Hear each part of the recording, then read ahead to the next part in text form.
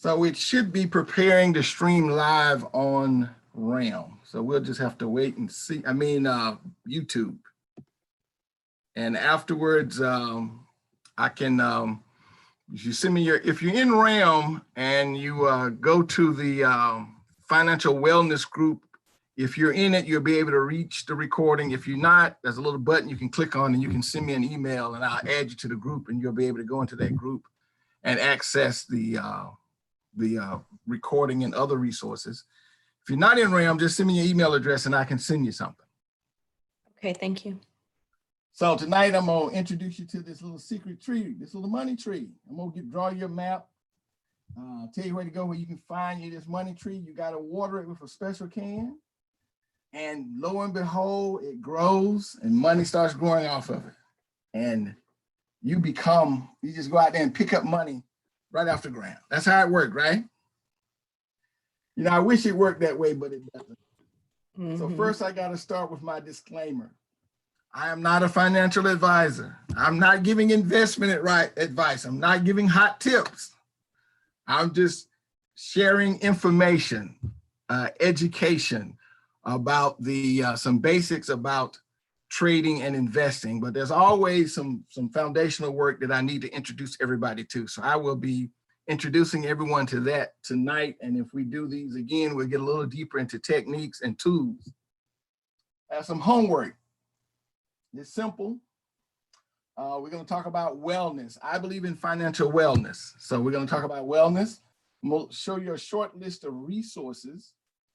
We're going to look at three statements out of this book, The Richest Man in Babylon. We're going to define liabilities and assets. We're going to look at how income is generated. And I'm going to show you a simple plan. You can't make money from money without a plan. Trading and investing is part of a financial plan. It is not the financial plan, it's part of it. So I'm going to show you a very simple plan for financial wellness. And then we're going to look at 4 free tools on the internet. As you begin to learn about trading and investing, you don't want to go out there and spend a lot of money on a lot of tools. There are people that will sell them to you, okay? Some of them are good, some of them are bad. I have spent thousands of dollars, tens of thousands of dollars on tools. Some of them I never could figure out how they work. Some of them I did. But it's best to start off with free tools. So I'm going to show some free tools, and then there'll be plenty of time for questions and responses. Anybody got a question about any of that?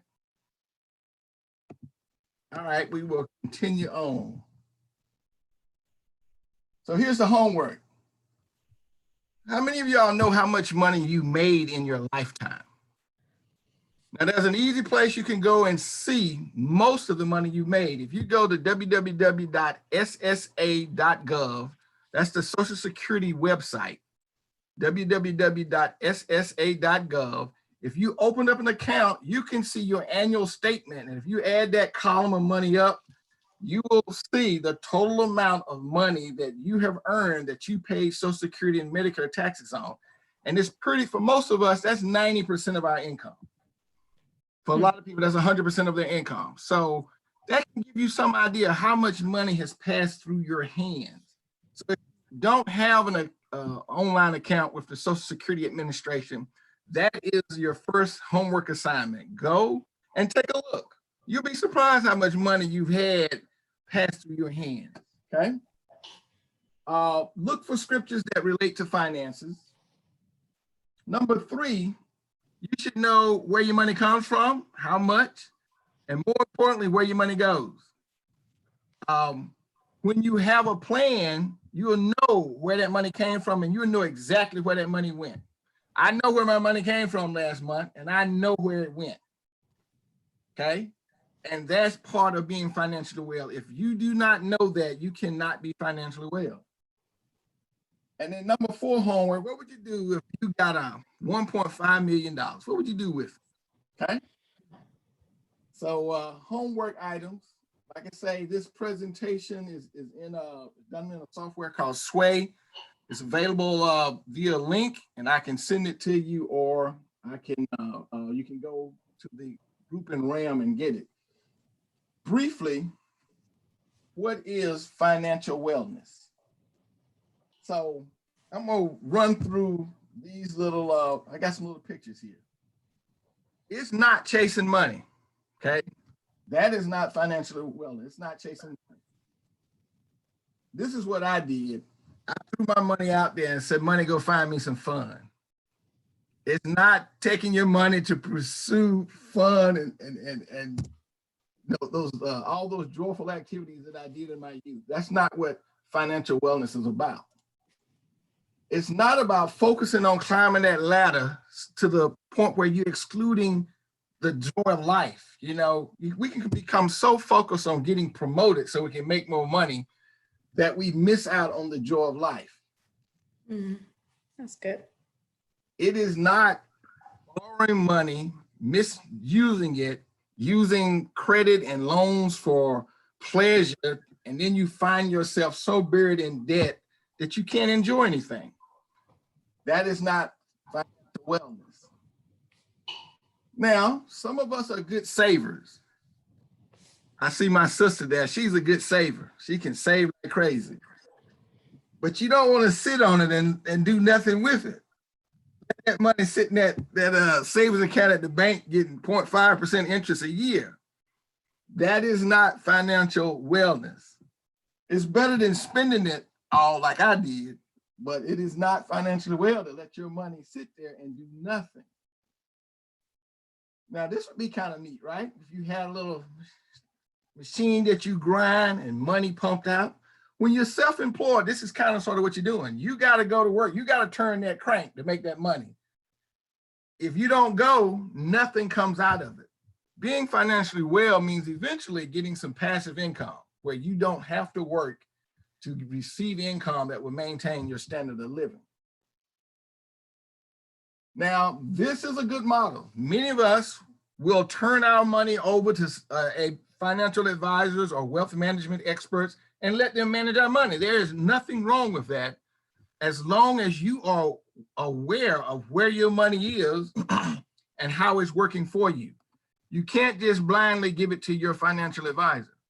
Many of them are, they're salespeople, and many of them are in worse financial condition than you are, and you giving your money. Many of them are just, the office tells them what products to put you in. They have no expertise in training. And if you get a captive agent, they can only offer you what their company has. Independent agents are better, but there's nothing wrong with getting help, and they should help you build up your financial house and your financial wellness. Nothing wrong, but that shouldn't stop you from educating yourself. Now, this is more like it. Financial wellness is like farming. You're going to be planting some seeds and watching them grow. You're going to till the ground. You're going to be patient. This is more of what it's like. Farming and investing have a lot in common. So I have these two little short definitions here. Financial wellness is an intricate rhythm of spiritual, mental, and emotional aspects of money. It's also having an understanding of your financial situation so well that when changes come, you're okay. Like the COVID pandemic is causing a lot of changes for a lot of people. Nobody saw this coming. You know, I guess we heard about it in December, November. We heard about something going on in China, and here we are. A lot of businesses shut down, schools shut down. You know, this is if we are financially well, though, we are able to weather this storm without losing any of our assets. We may not take trips that we had planned. You know, we may not do some extravagant things, but our day-to-day living should not be upset by changes, because changes are going to come, and some changes we can't plan for because no one could have ever guessed that this was going to be going on. So when we're well, we understand our situation and we're taking care of it in such a way that we are prepared for financial changes. Now in Zoom, you can raise your hand and I'll see it, but there's going to be opportunity for questions at the end. Resources. These are just the first 6 are books. The Bible is a great resource for financial wellness. There's a book called The Richest Man in Babylon.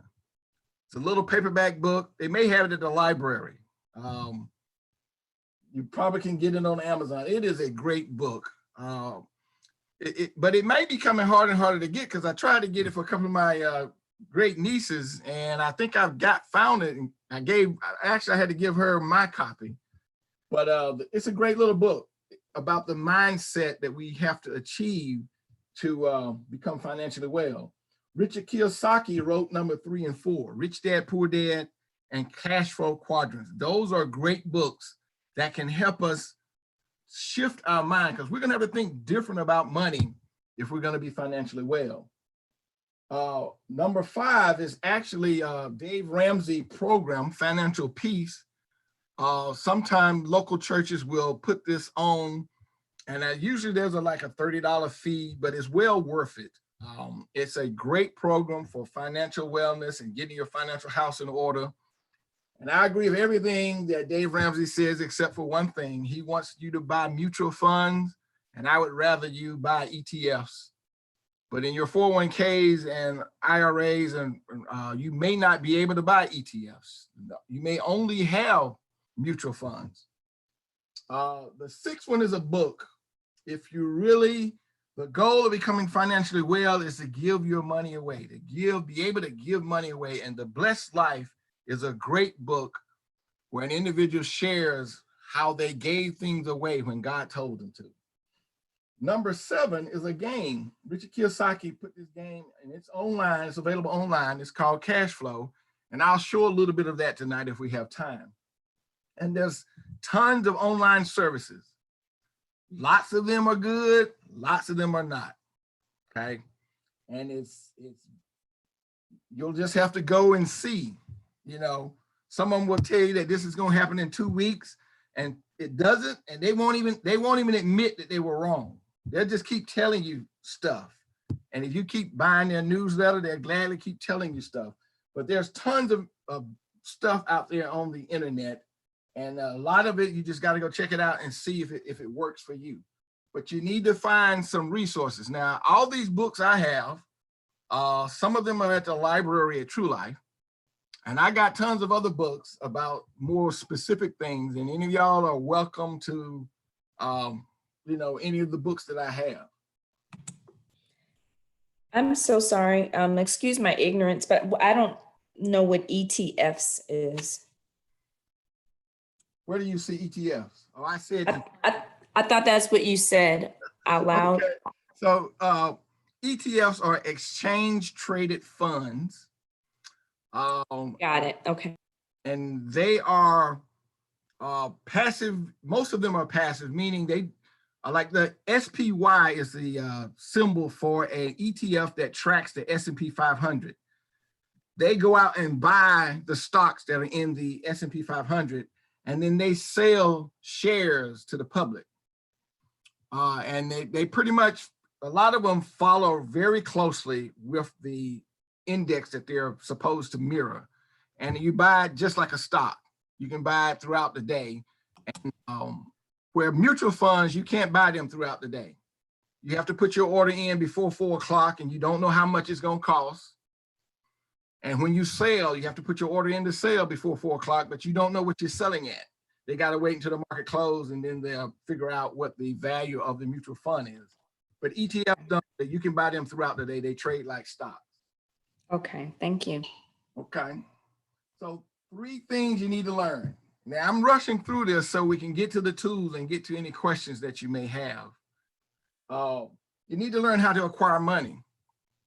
Most of us get money by swapping our time for dollars. Now, so when you want more money, you either got to get paid more or work longer hours. And you don't control that. A lot of times, some jobs won't let you have overtime. Some jobs won't even let you have 40 hours a week. You know what I mean? So I call that sweat equity, where we trade our time for money. What we need to learn is how to make our money work for us instead of us working for money. And if you're like me, once you get money, you got to keep it. That was my problem. I couldn't keep it. we have to learn how to keep money. Because while we're learning to trade and invest, we need to be saving money. It will take some time to learn to trade and invest. It's not going to happen just like that. No skill, nothing that you're good at happens just like that. If it happened just like that, everybody would be doing it, okay? So we have to learn how to keep money. And then we got to learn how to use money, how to make money work for us, how to start thinking about value instead of price. You know, Amazon, I can remember when Amazon was $1,000. Folk would have said, oh, that's too high. It's $2,000 now. You know, we have to look at value. Obviously, Amazon was undervalued at $1,000. Otherwise, it wouldn't be $2,000 a day or whatever it is today. Okay, so price and value are two different things. We have to learn how to use money to make money. And then we have to look at what is the value of this item and not look at the cost. So those are three things we need to learn. A real quick review about liabilities and assets. The key components of an asset is you own it or control it, and it puts money in your pocket. I used to think that my pension was an asset, but I don't own it and I don't control it. I can't do anything to make it go up. You know, and a stroke of a pen could actually take it away from me. Congress could stroke a pen and my pension would disappear. Same thing with the Social Security check that I hope to get next year. I don't own it or control it, so it is not an asset. Now, it does provide me income, but an asset is something that we own or control that periodically puts money in our pocket. Interest-bearing accounts, dividends from dividend-paying stocks, positive cash flow, even though now a stock does not have to pay dividends. They might have been paying dividends for 100 years. They don't have to do it, okay? If they declare a dividend, if they say, we're gonna pay y'all next month, then they are legally bound to do it, but they do not have to pay dividends. So a dividend-paying stock, I own the stock, but I don't control whether they pay dividends or not. Positive cash flow, real estate, portfolio income, and business incomes are examples of assets. Assets can grow, and good stewards, we grow our assets year by year when we're good stewards. And this little drawing shows that here's my income, here's a list of my living expenses. Down here would be the assets, my interest-bearing accounts, my stocks that pay dividends. If I had any businesses that were making money, and they would be adding income to me periodically. On this side, I list my liabilities. A liability is something that periodically takes money out of my pocket, and it usually has interest associated with it. Student loans, a mortgage. You know, we really never own real estate, okay?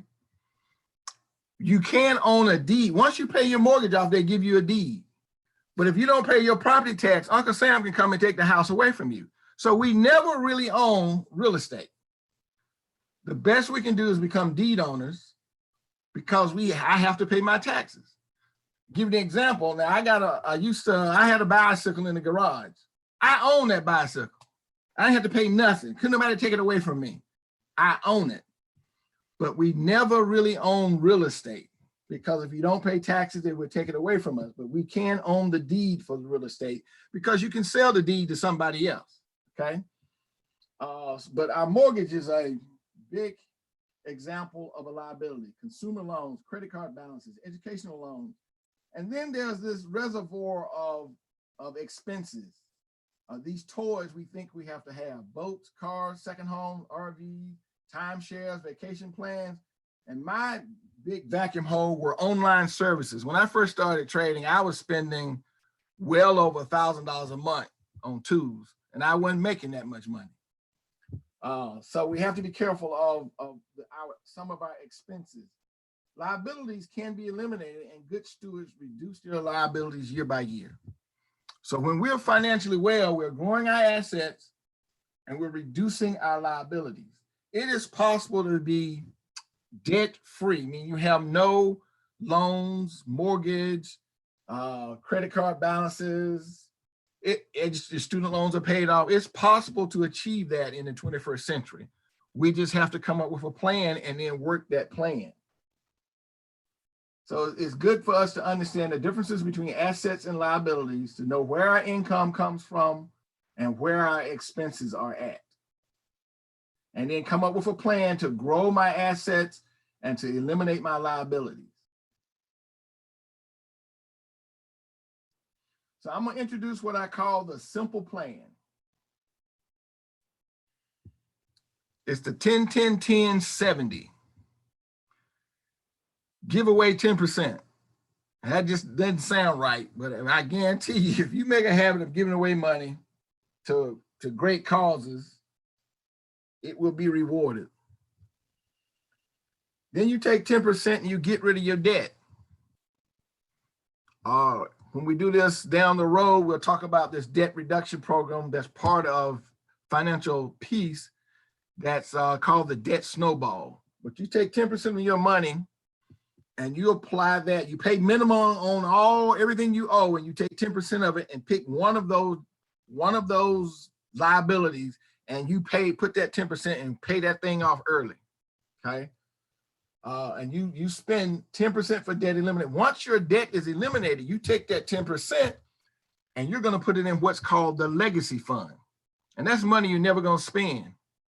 Eventually, you're going to know how to make money work for you, and you're going to start that money working. And when you die, you're going to will that money, that fund, to your children. They're going to start putting 10% of their money in there and making it work. And then your grandchildren.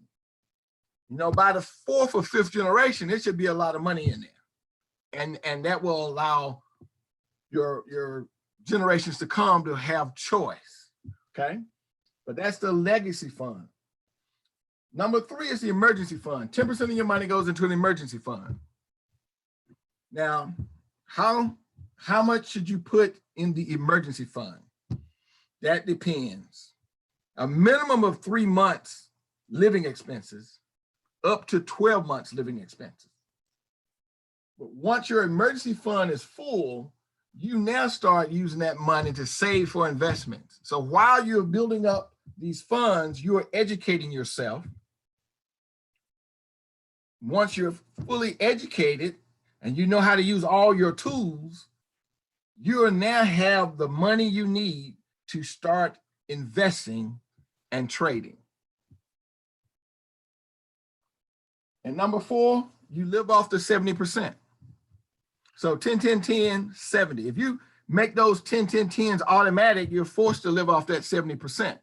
Now, you may not be able to start at 10-10-10-70. You understand? You may not be able to start there, but you need to start somewhere. It could be, I'm going to give away 3%. I'm going to put 5% on my debt elimination, and I'm going to do another 2% to my emergency fund or something. You need to start somewhere. But 10-10-10-70 has worked well for us. And this is a simple financial plan.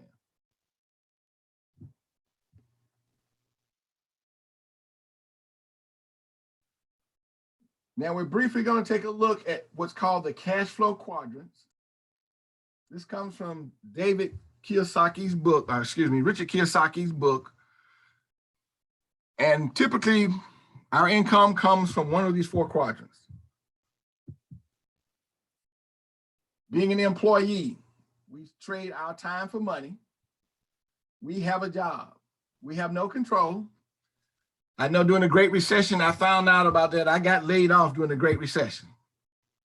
My wife got laid off first, and then I got laid off about a year or so later. And we have no control. We thought we had control and security, but we did not. The jobs actually went to Mexico and China. There is no tax advantage to being an employee. And there's not enough time, because if you want to make more money, you have to work more time. Okay. Now, some motivated employees become self-employed. When you're self-employed, the job has you. If you don't get up out of that bed, ain't no money gonna come in. You have a little security because you're doing something hopefully that you love. Now, we need employees. If you love what you're doing, nothing is better than being an employee and loving what you're doing. When I was in the Navy, they could have cut my pay. I loved it so much, it wouldn't have mattered to me. I was having so much fun, they could have cut my pay. I was a happy employee in the Navy. It's nothing wrong with being an employee if you love it. You just don't want that to be your only stream of income. So when the job has to lay you off or outsource what you were doing, or your whole income stream is all gone now. If you have multiple streams of income, then okay, fine. I'll go find me another job that I love.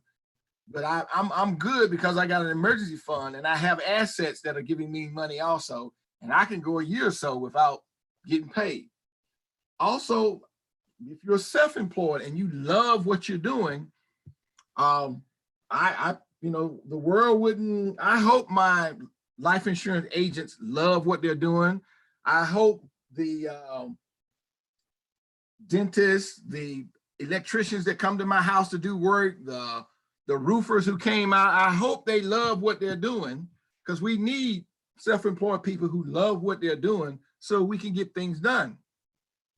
But when it comes to your money working for you, in these two instances, we're working for money. The self-employed person has a few more tax advantages. He has a little more control than the employee, but there's not enough time. To make more money, he's got to work longer hours, okay?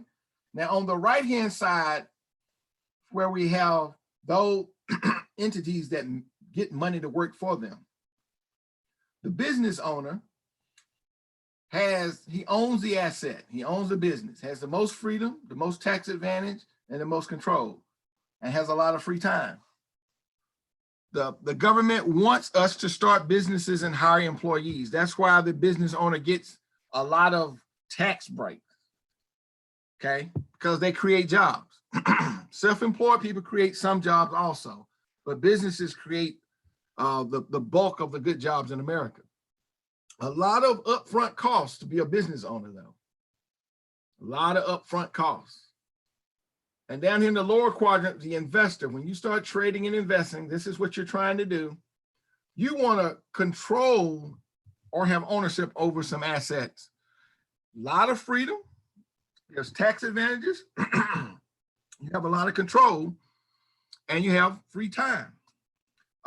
Small startup costs to be an investor or a trader. You need an internet access. You need a computer. You need probably a quiet place, 1 to 2 hours a day in the beginning. And, there are some free online tools that once you really know what you're doing, you really don't need all those bells and whistles that someone's going to try and sell you when you go out there looking for trading platforms and information services. But this is just a great way to look at where our money comes from. It's okay to be over here if you love what you're doing, but you want to have something going on over here so you have other streams of income.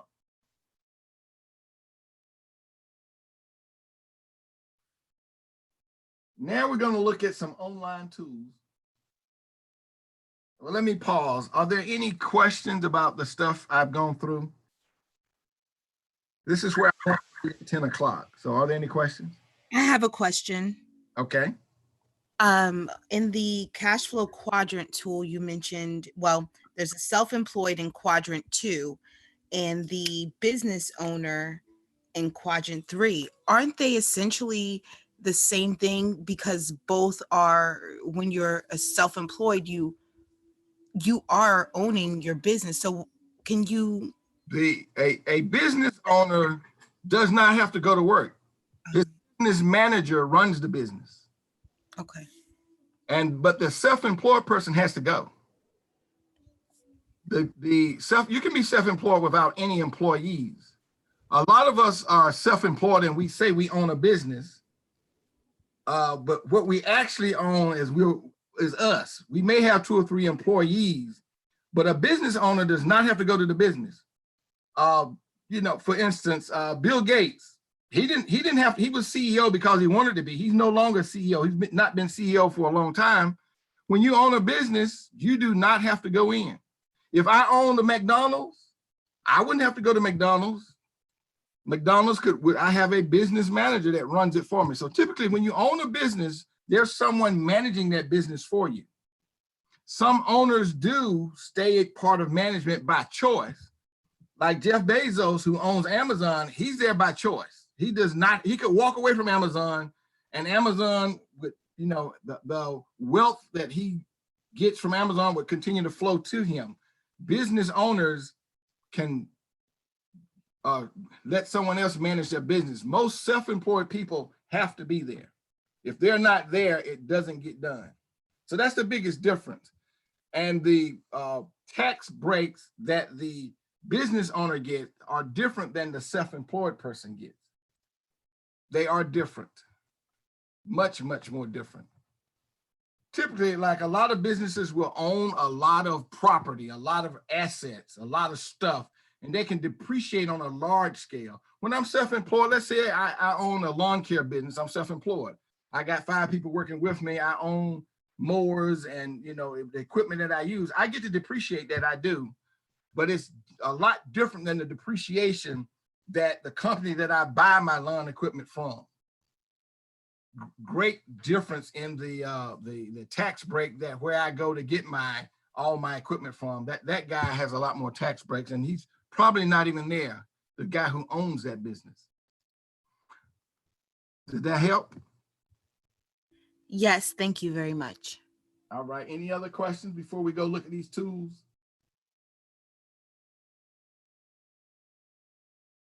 So now the goal of all that was hopefully to let you know that, you know, it's a mindset shift. My goddaughter, who's not even here, who asked me to do this, she's not even here yet. We talked about it 2 days ago, and I told her I would do this for her, and I told her I was going to invite other people. This day, she sends me a text that she bought a stock. She bought 1 share of Pfizer. So I called her up. I said, "What's your plan?" She says, "I don't know." I said, "How do you know if you're right? How did you know that that purchase was right? What's going to let you know that it's right? What's going to let you know that it's wrong? When are you going to say this is wrong and I need to get out?" She had no idea. Okay. So before you buy an investment, you need a plan that says, okay, if I see this stock do this, then, you know, my plan is working. If it does this, my plan is not working. Now, I will introduce you to a very simple strategy that the wife and I used recently to buy some Exxon. But, you know, that's just, I'm not recommending that anybody go out and use this strategy, okay? This is just educational, but I'll show that strategy today. So we're gonna look at 3 free tools, stockcharts.com, which I use for charting.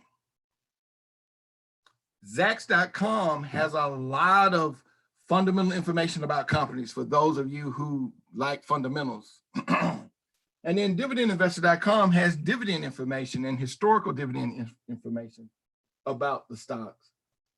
And if we have time, I'll show you another one called splithistory.com that can show you how, if you were to put $10,000 in this stock, and it paid dividends, how it has performed over the last 10 years, okay?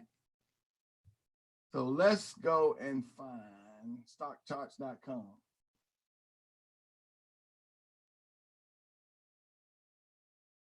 Now, every free tool you use, they have premium tools, and they're going to advertise them to you on the left and the right.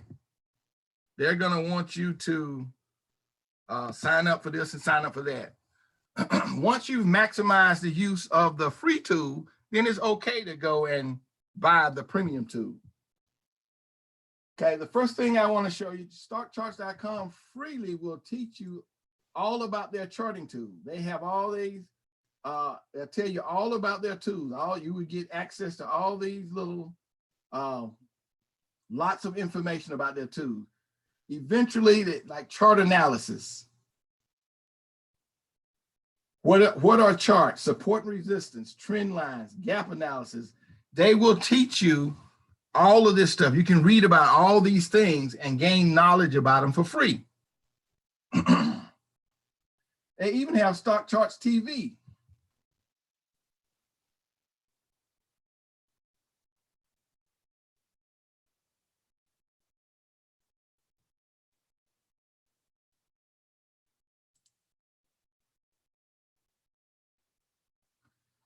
things very soon as things sort of go on from here. Sometimes it's live. Now it's topped out just above 29.50. We're back down just a little bit today. And again, that's just one down day, and that's coming off the 61.8% retracement of this February to March sell-off. That's around 29.36. So we're sort of right in They that. show you the schedule. Thousands where most. And you can go back. I haven't called a short-term top before now. Now it's kind of where you're expecting. At some previous. It remains to be seen how we actually evolve from here. Let's look at some of the other asset classes. They also have some free articles. These guys write things 2 to 3 times a week, and you can go in there and read and become familiar with the language of trading and investing. And like I said, if you have specific questions, you can email them to me. I love talking about this stuff. And then they have some charting tools that are free. So I'm gonna pull up a very simple chart of Exxon.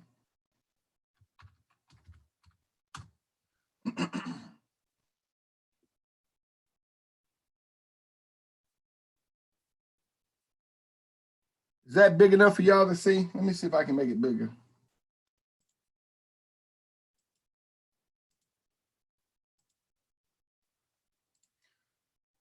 I'm gonna clean this. I'm gonna take some of this stuff off because I just want to talk about price right now. This is an indicator called the RSI. It's supposed to show price momentum.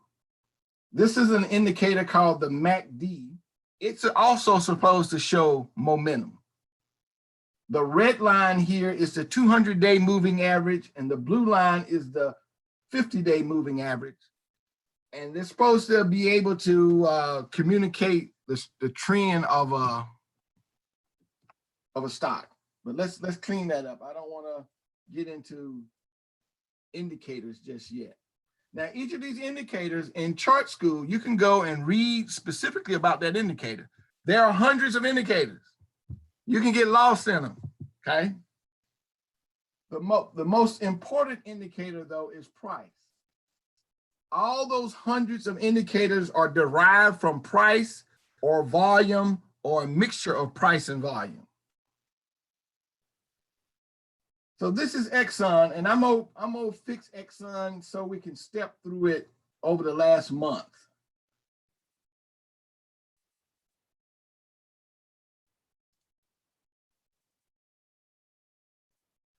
So I can click on this little arrow and walk Exxon back.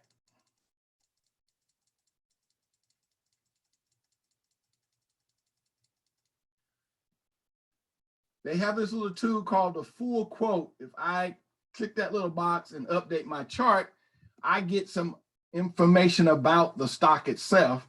And I want to particularly bring your attention to the dividend yield, okay?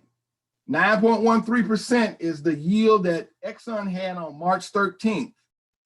The annual dividend is $3.48 a share. So let's go back.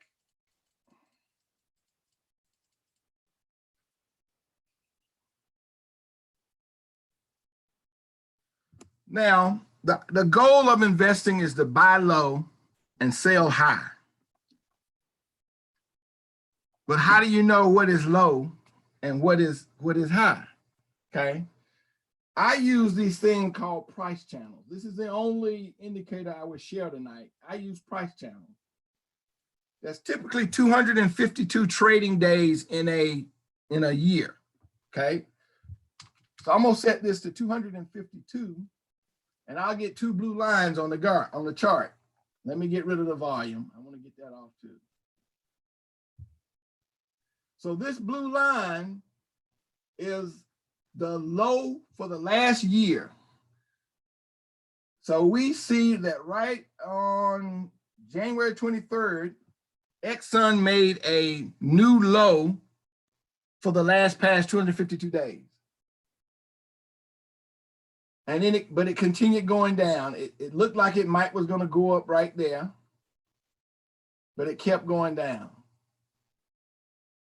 And we never know when a stock is going to turn. You don't know what a stock is going to do tomorrow. Okay, we do not know. A lot of people will do a lot of forecasting, but we don't know what it's going to do tomorrow. Here we are on March the 2nd. It looks like it's getting ready to do something. It's going to go. But look at that, turn right around the next day and went even lower.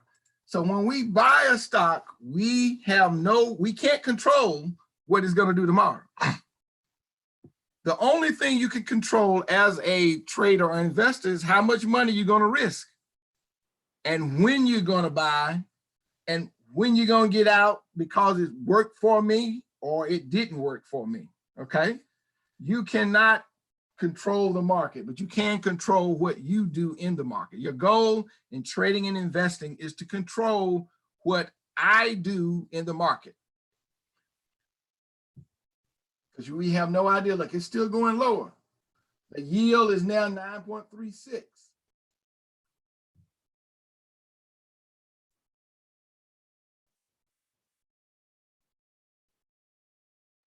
Still going lower.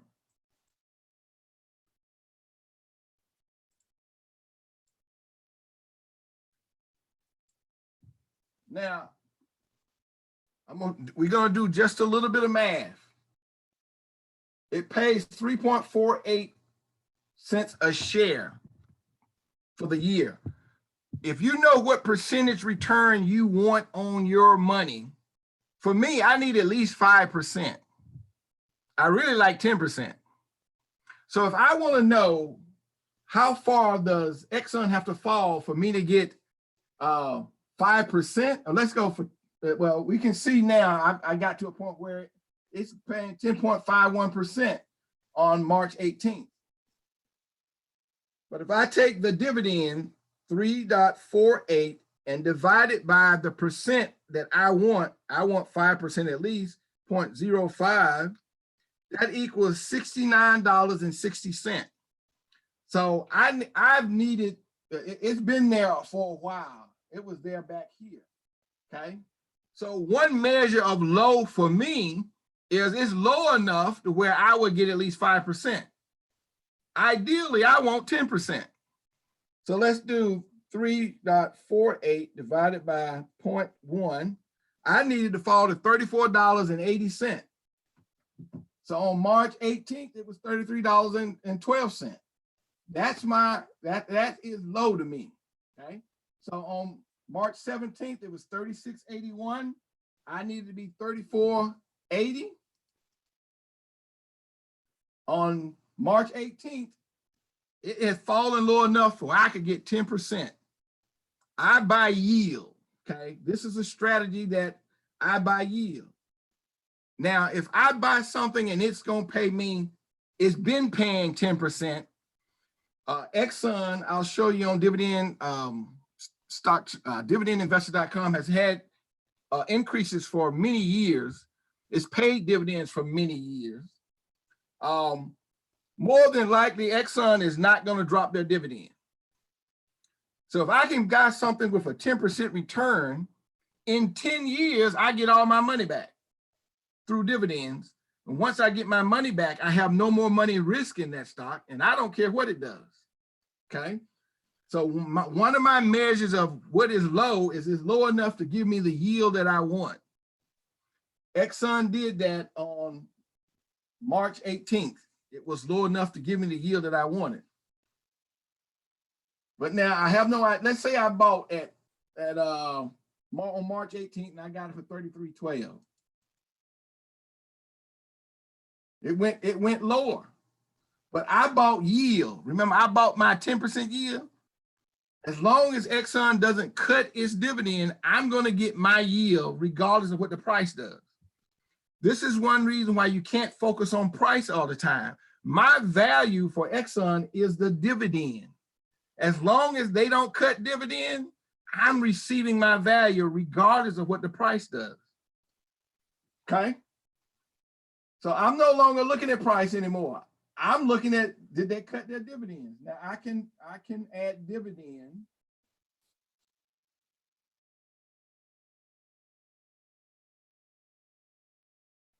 And I'm gonna move it up to the top.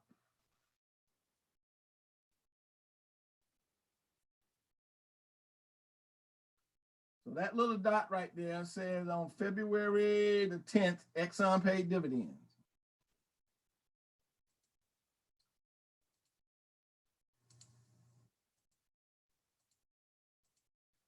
Still, it has gone up, but I have no idea if it's going to continue going up. Now, I know that March 23rd was the bottom of the market, and I know that it has continued up since then. But I no longer care that much about price. I care about the dividend. As long as they pay me $3.48, I'm not concerned about the price anymore. Now, if they cut dividends, that's when I will evaluate this. Am I going to stay in it or not? Okay. So one measure of too low or low enough for me to buy is this low enough to pay me the yield that I want. And I can figure out how low that is, just divide my yield into the dividend, and I can set an alert. Like Robinhood is a broker platform that's free. It's on your phone. They don't charge commissions. Nobody charges commissions anymore for stocks and ETFs. And you can set an alert. So I could have had an alert sitting out there waiting for Exxon to get down to $34.80. I don't have to sit here and watch this every day. I just wait for my alert. I've already vetted that I like Exxon. They pay dividends, even during the Exxon Valdez many years ago. They continue paying dividends. So I'm all for some Exxon. So when it started dropping like this, I told the wife about it. And finally convinced her, and she's very conservative. She found some money that she was going to spend on a trip, and COVID has taken the trip out. So we're not going to be able to take the trip. So she used that money to buy some Exxon when it got low. Now she loves Exxon. It's the only stock that she really likes it, so she stays abreast of it. So it wasn't a hard sell once the dividend started getting low enough, and I convinced her that if we can get 10% and hold this for 10 years, it'll pay for itself. Now, this was looking at a daily chart. Basically, what that means, each one of these little bars shows the high of the day, the low of the day. If it's a red candle, the open is closer to the high because it closed down. The close is down here at the bottom. So it shows the price extremes for the day and the open and close for the day. We can look at a weekly chart. And I'm gonna move this out a bit.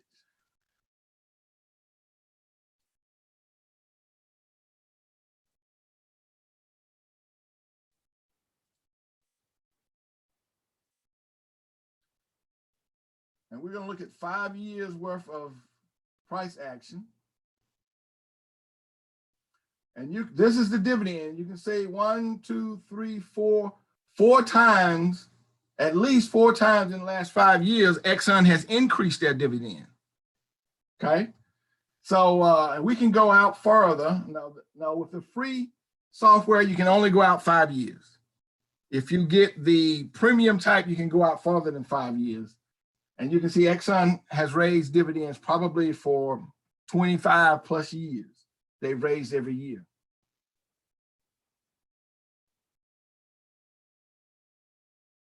So when I look at the weekly chart, I put a 5-year price channel.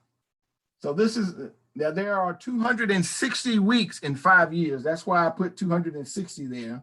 And this bottom line is the low for the past 5 years. So January 2019, we got a 5-year low. And then we got another one. So if I would have bought back here, I don't know what the dividend yield was, but it was at least 5%.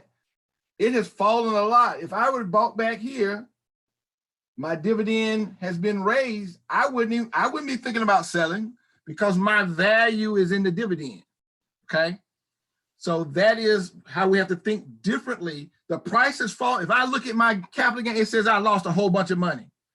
You know, if I try to sell this stock today, I lose that money. But I bought this stock for the yield, and it's still paying me. It's actually paying me more than if I would have bought back here. I'm actually getting paid more dividends now than when I bought it. I don't care about price as long as that dividend value is there. So I typically want a 5-year low and at least 5% dividend yield. I prefer 10. If I got to choose between a 5% and a 10%, I'm going with the 10% with my money because I'd rather get a 10% yield than a 5% yield. This doesn't happen all the time, okay? Doesn't happen all the time. For instance, let's put up Walmart.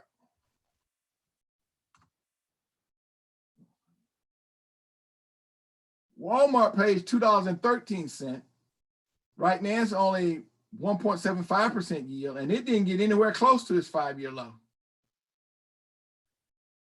Okay, so typically you would need a scan engine to scan stocks, or you will have a basket of stocks that you really like and you just set up alerts on them. Okay, but some stocks do it, some stocks don't. And we don't, you don't really know why, you know, which ones are going to do it. Now, we all know oil has been going down for the past 5 or 6 years. And so all the oil stocks have been going down. So there were lots of high dividend stocks in the oil industry group. Okay, so now I've shown you a free tool, a free charting tool. I've shown you how you can look at dividends and dividend yields, how you can plot dividends and see if dividends are going up, price action, and tools I use to determine when is it low enough to buy. To invest. These are long-term investments. Now, for trading, you're going to hold the stock a lot shorter. I use a lot shorter price channels. I don't use the 5-year when I want to trade. Trading, I may want to be in the trade maybe 3 weeks to 13 weeks. Usually 3 months is the longest. Okay, but this is StockCharts.com. I've shown you some of the free tools. I would now like to go to the dividend tool.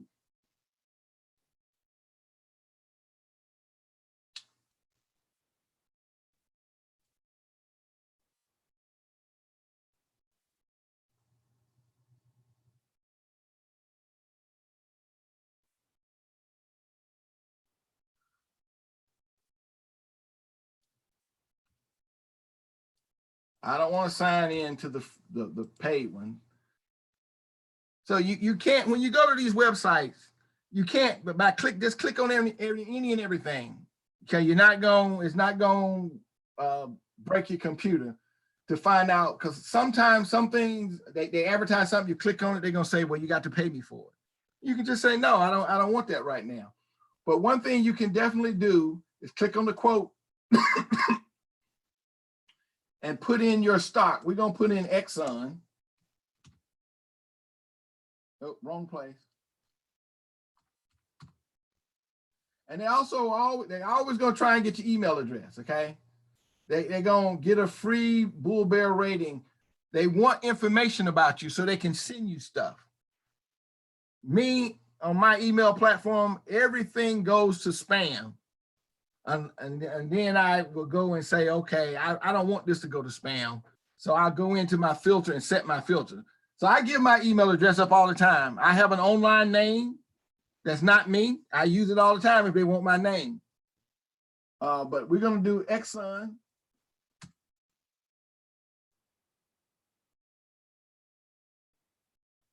Right now, the dividend yield is 7.33. They will project a 10-year yield. They project in 10 years is going to be 13.25. The 5-year average is 4.47. Right now, they're paying $3.48. And then there's other information. Now, the all-star rating, these 5 stars mean that they have been raised dividends for at least 25 years. And so they have consecutive dividend increases for the last 37 years. They paid their first dividend back in 1882.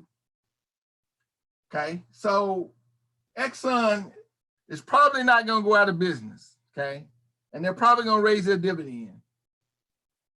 But this is the type of information you will get from dividendinvestor.com. They have these quick links on this side, or you can just scroll down. They give you some more price information about revenue. These numbers blow my mind. $332 billion is what Exxon made last year. They made $20 billion worth of income. They have $6.35 billion worth of free cash flow. You want to see free cash flow. You don't want this to be negative. And then this shows you the last, what, 20 years of dividends. Back in 2000, it was 66 cents. And now it's $3.40. They say 43. I think it should be 48. Yeah, it should be 48. A little bit of verbiage about what the company does, and then some links if you want to go to the company's webpage, see the sector and industry group information. And so this is good information if you are trying to determine who I want to buy and who I don't want to buy. All right, look at this guy, EQM. You forgot your email. See, I put it in the wrong box again.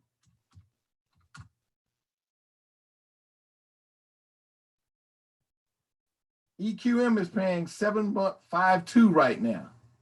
Projected to go to 12. 3-star. So for the last 5 years, it has increased its dividend. It's raised it for the last 7 years. And you get that same, a shorter picture here, but you get the same type information. Now I want to go back to the charting tool for a moment to show you EQM.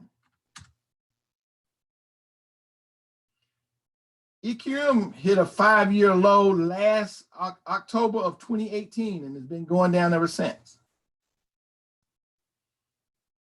Been raising their dividend, but the last 3 kind of flatten out.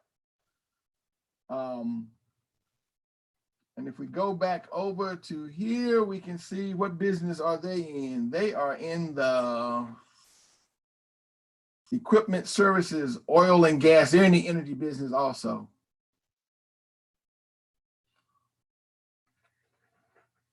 So this tool will give you specific dividend information about specific stocks. Now, some of these other links are free, but it gets messy sometimes. So this is all I'm going to show you on this tool, because I can click on a link that's going to be premium, and it'll take us down a rat hole. All of these, though, have links where they're going to try and sell you something. They're always going to try and sell you something. Even though I have a membership with them, they still try to sell me stuff, okay? You have to go in with, I'm going to use this tool for A, okay? Otherwise, they will try and give you all sorts of stuff. So let's run back over here. So that's stockcharts.com and dividendinvestors.com. I'm going to show you Zacks.com. I'm going to show you the free side of that.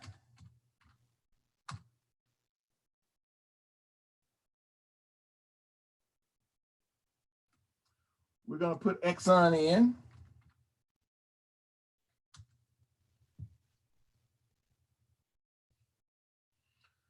Now, Zach is going to give you a rank. There's 1 is a strong buy, 2 is a buy, 3 is hold, 4 is sell, 5 is a strong sell. And then they give you some more information on value, growth, and momentum, and then they sum them all up together. They give you the ranking of this industry group. It's down toward the bottom. And all this, Zacks will, you got all these tools over here on this side. Lots of tools. The one that I use the most is fundamental charts.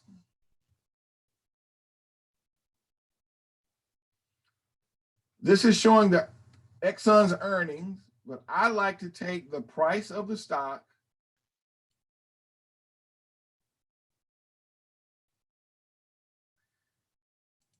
and compare the dividend yield. When the stock goes low, the dividend goes high. That's just how it works. And the dividend hasn't been this high in a long time. This is what, 5 years? And I can scan out a little further.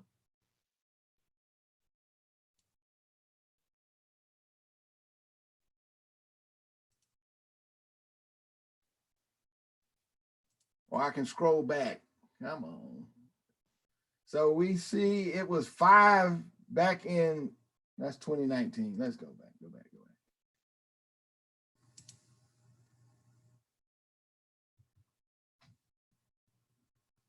stock went low in 2015. The dividend was up around 4%. So this chart allows me to look at another look at dividend yield over time. Stockcharts.com wouldn't show me dividend yield. It showed me the dollar amount of the dividend. So this allows me to, this is what typically happens. Price goes up, dividend goes down. But you got a lot of information here for those of you who like financials, who know about return of P&Es, price to book, all these things as you study will have meaning for you, and you may use them in your trading and your investing. Zacks will put them all out there. They have they pull all this information out of company filings. Once a quarter, the company has to file all this information. Zach goes and pulls it out and puts it in a nice, easy to read format. All this information, or some of this information, means something to somebody who does fundamental analysis, okay? So Zacks.com is a great place to come for fundamental analysis. It's going to give you all these ratios, all these numbers about the money that they're making, their sales, their revenue, their taxes, their long-term debt. And there's nothing wrong for you to use that in how you trade or invest. People are going to have different things. I use dividend yield and 5-year lows. That's my thing. You may find value in some of this information on Zacks.com, where you can find an undervalued. This means the stock is undervalued. I'm using dividend yield to tell me when it's undervalued. And then I come over here and look to make sure they're making money. So there's specific things that I look for, and it's easy for me to use this tool, but I ignore a lot of this because it's not germane to me. But you know, I've developed that over time. You'll have to figure out what data points are important to you, okay? In the beginning, you definitely want to look at price. Price is the most important thing. And I would stress, don't buy anything that's not going to pay you to keep it. I would buy dividend yield. If I bought Exxon because I wanted it to go up, or let's say I bought EQM right here because I wanted it to go up and it went down, I would feel, you know, but if I bought it for the yield and the dividends have gone up, I'm not concerned about this drop. As long as the company's making money, and stockcharts.com says, yep, they're making money. Now, this always confuses me. It says their earnings per share is 83 cents, but they're paying $4.62 a share. So, you know, when I see that, I go to Zacks and I look at some other things to determine what is actually going on. And you will find differences between different services. Like 83. Let's see what Zach says. Zach says about EQM. About their earnings.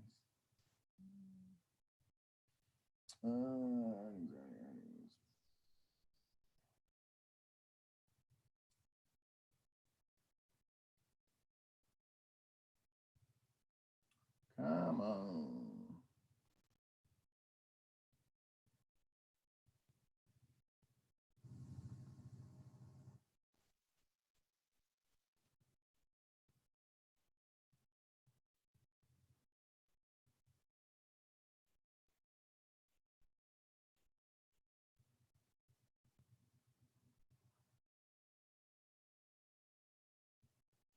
The last earnings is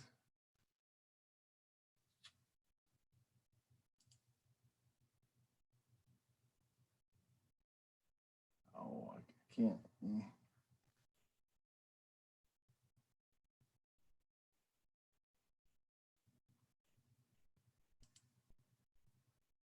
Wrong chart, sorry. Okay, it says 82 cents a share was the last earnings. So it's almost the same. This says 83. So how are they able to pay that $4.63 a share for dividends? I'd have to look into this a lot more before I bought it. Okay. Gosh, I'm over my hour. So I've shown a a little bit about stockcharts.com, a little bit about Zacks, a little bit about dividendinvestors.com. I'd like to show just briefly this game,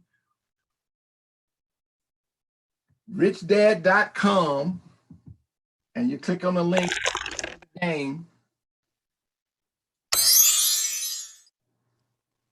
I'm gonna create it right quick. You have to get in an account. It's free.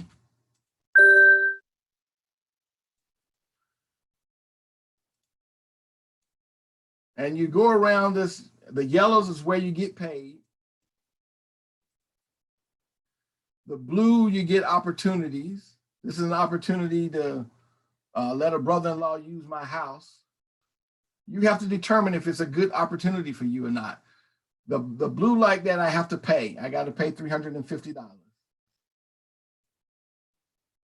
Now on the greens are deal. You have to pick a small deal or a big deal. It tells you that the small deals cost $5,000 or less. The big deals cost $6,000 or more. But you can borrow money. They offer me to buy a mutual fund. So you get an opportunity to look at some very static things, but you get to determine, is this a good buy? So this mutual fund costs $40. It typically goes a low of 10 and a high of $30. Who would want to buy this at $40? Is it low? Does anybody think that it's low? At $40, this stock is $40. The range is normally $10 and $30. So it's actually high, right? We wouldn't want to buy at $40. So we would pass. Now, Okay. if I buy this, I'm just going to buy 10 shares.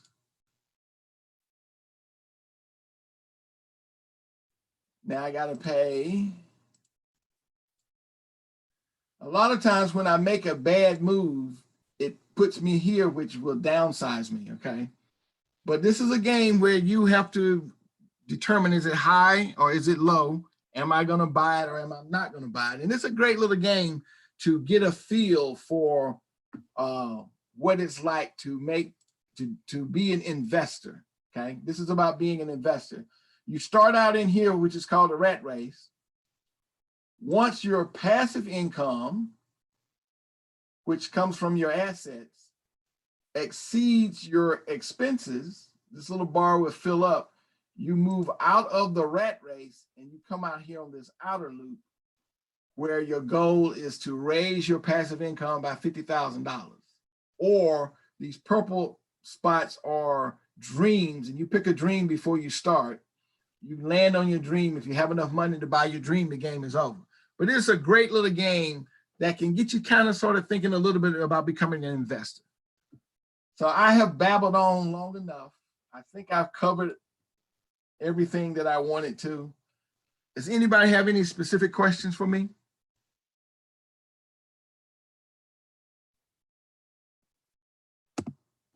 No, thank you so much. All right, well, I will send out again when I do this again. And if you want to access to this presentation, if you're not on our church software, send me your email address and I can send it to you. There's also a Facebook page called From My Saucer. I've uploaded some videos and some financial information there. I haven't done anything over in probably 3 or 4 months, but I'll start putting these things up there too. It's called From My Saucer. And that little picture of the saucer that you saw often, I'm drinking from my saucer because my cup runneth over. That's what we want our cup to run over so we can drink out of our saucer. And that's what wellness is about. So everybody, thank you for bearing with me this late. I see my Thank daughter has you. gotten here. We appreciate it. All right, so y'all take care. I'm gonna stay on and see what she wants to do. Okay. Good night, Elder Hudson. All right, good night. Night, sis. Good night. Good night.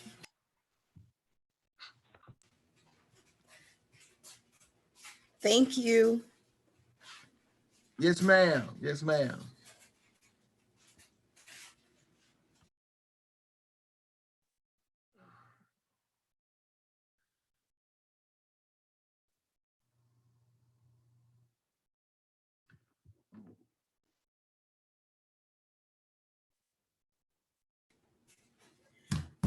I have a question. Yes, ma'am. Okay, so